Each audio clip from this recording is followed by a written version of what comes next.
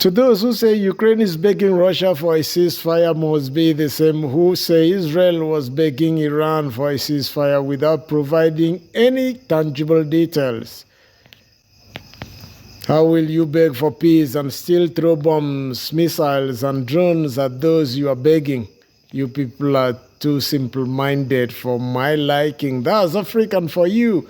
We all have gutter and have begged analysts who goes about using TikTok pages to wash out their own. This is day 1260 of Putin's so-called special military operation. In the latest episode of Russia's slow-motion military disaster in Ukraine, the Kremlin's war machine just graciously donated another 1,123 troops to the meat grinder in Ukraine just in 3 days past. That brings their grand total of disappeared personnel that was murdered to a jaw-dropping 1,059,270. That's not a typo, just classic Russian strategy, who instead of meeting them with flowers decided to throw bombs and missiles as they all expected, though it was a surprise, though somehow people say I'm heartbroken. According to Kremlin's Vladimir Putin in his palace,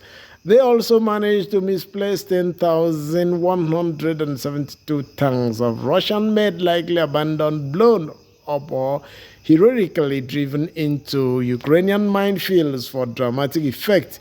Their once proud air force keeps shrinking too, losing 428 jets and 340 attack helicopters, probably due to Ukrainian pilots flying and cycling them around on air, or just gravity and vodka. Who knows? Maybe there are spiritual warfares they are both going on air and on land, and that scattered their heads. Let's not forget the 28 naval vessels mysteriously sunk or sent to the bottom of the Black Sea, some probably by sea creatures who are competent than their admirals.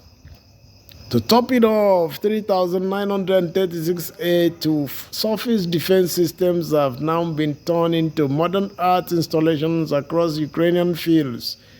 Russia calls it a special military operation. The world sees it for what it truly is, a masterclass of military miscalculations and humiliation. Take a good look at the map, folks. See all that's red. That's not victory, that's embarrassment. Those are the so-called occupied regions where Russian invaders have packed themselves like scutters at a yard scale, and now drones are lighting them up like Christmas trees.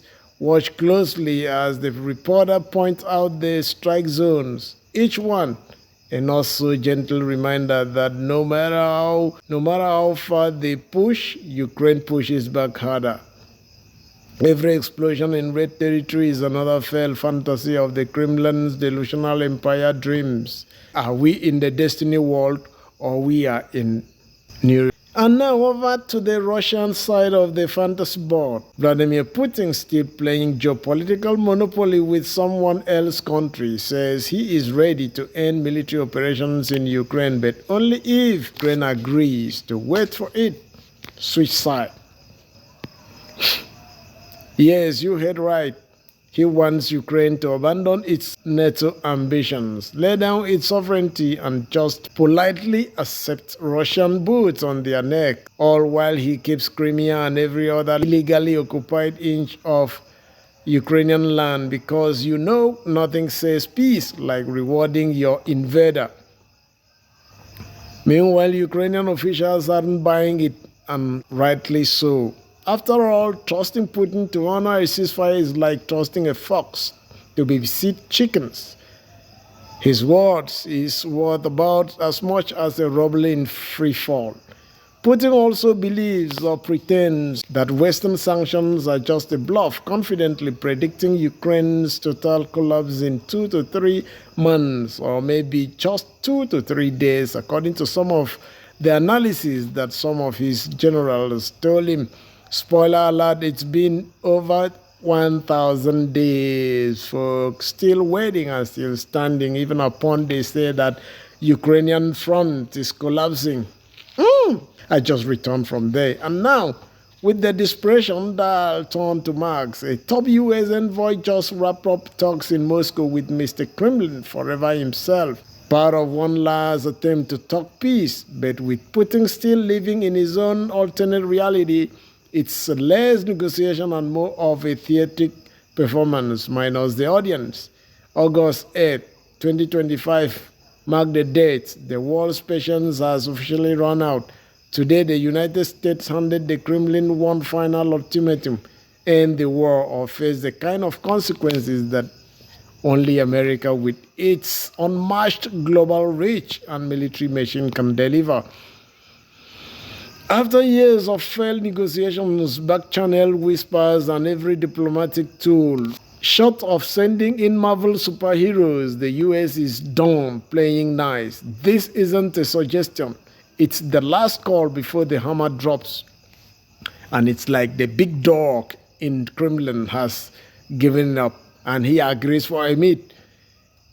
And in true circles, fashioned over 50 TV channels, countless bloggers, and surprise, an army of Indian influencers have taken to the airwaves not to condemn Putin's war crimes or the policies in Modi's administration, but to praise their prime minister for standing tall against US sanctions, as if subsidizing a bloody invasion is a badge of honor. They are crying that Trump's America is bullying the world again, as if a 50% secondary tariff for helping fund a war is somehow unfair. Meanwhile, their beloved PM is zipping chair with sidestepping international law like its pothole in Mumbai. Back at the UN Security Council, Israel's Benjamin Netanyahu claimed in mid-crisis with a gem of his own, "I don't want to govern Gaza for long." Thus, politicians speak for, "I'll leave when I'm done rearranging the furniture." Funny, right? So here we are. Russia cornered. America fed up. India confused about which side of the history they want to stand on. And the world teetering between diplomacy and disaster. Peace, maybe pressure, definitely popcorn, highly recommended. What are you talking? I'm just back from Destiny World. Please don't try me, I'm just getting sick. I wish I wasn't a Ukrainian. I would have decided to go to war with the Russians. Oh, I've forgotten my boot. Let me go and pack them. Who cares?